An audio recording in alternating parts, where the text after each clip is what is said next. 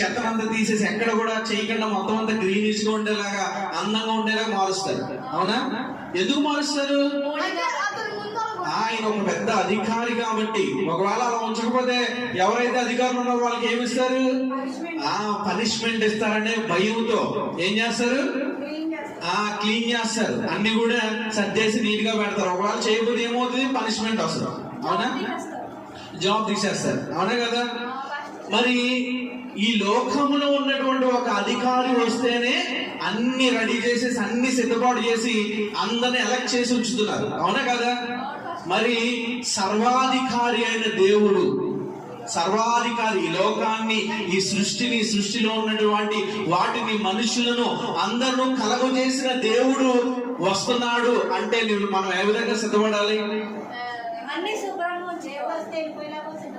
సిద్ధపడాలి. కానీ మనం సిద్ధపడుతున్నామా?